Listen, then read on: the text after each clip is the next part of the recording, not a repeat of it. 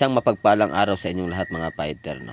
Habang andito tayo sa kagubatan, naisip ko na ang mga taong gusto kong makakulab. Pero ang top 1 natin ay si Alpago Sirwan na nakakulab ko na. At pumunta talaga siya sa akin at nakasama ko pa siya nung pagligtas namin kay Ghost Job. Si Alpago Sirwan ay isang mabuting tao, isang tumutulong at walang pag-alinlangan mga fighter, no? Dahil ang bait niya. So, siya ang ating top 1 na bandits hunter ng Pilipinas. At para naman sa ating top 2 mga fighter ay si Kuya Badge Adventure dahil isang magaling, magiting na isang mandirigma, no?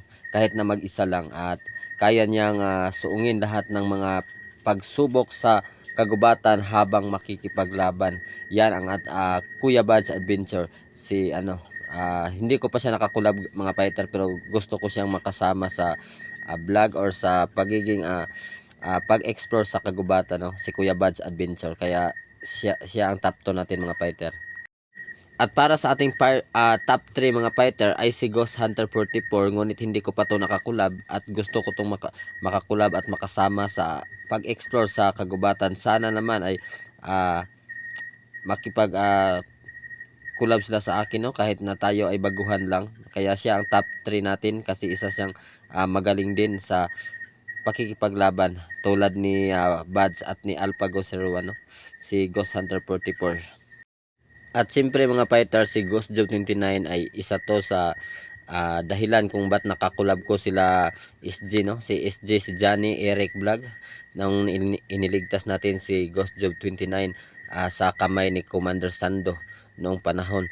Kaya ako nakatulong ako sa kanila. Kaya si Ghost Job, kahit hindi ko pa to nakakulab, hindi ko pa to nakasama sa isang exploration mga fighter, siya ang ating top 4, no? Na isang bandits hunter or ghost hunter na dito sa Pilipinas, sa Mindanao.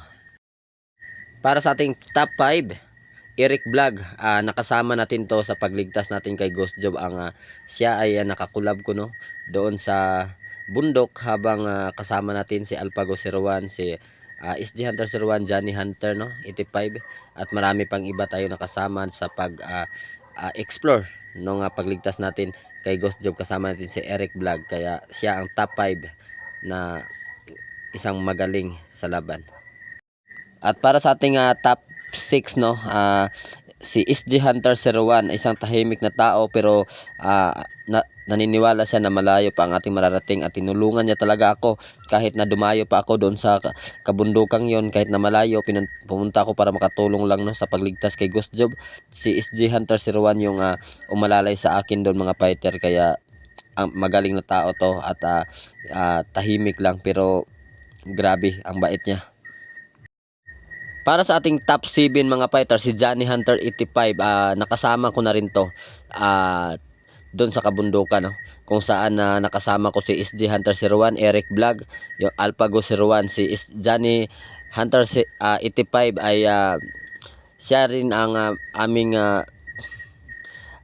isa sa nakakulab ko at siya ang aking top 7 bandits hunter ng Mindanao. Kaya para sa ating top 8 mga fighter, Brad Dudong adventure o si Kuya Fred na siya ngayon dahil nagpalit na siya ng content, no? Pero magaling sa labanan to. Hindi ko pa to nakakulab mga fighter dahil nung pag kulab namin nila malayo to siya sa sa bundok na pinuntahan namin.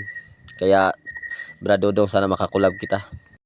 At para sa ating top 9, no, Master J Adventure, isang magaling din sa laban at isang commander dati dahil nagsimula to sa isang sa kabundukan, no, kasama ni Brad Dudong at ngayon ay isang nagbagong buhay na si Commander Haram o si Master G at ang bait na tao to. Kaya sana marami pa siyang matulungan at maligtas, no. Master J, sana makakulab kita, hindi pa kita nakakulab noon at ngayon.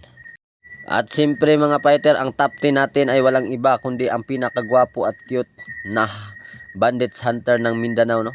At baguhan, si Carso Adventure, at siyempre ako yun.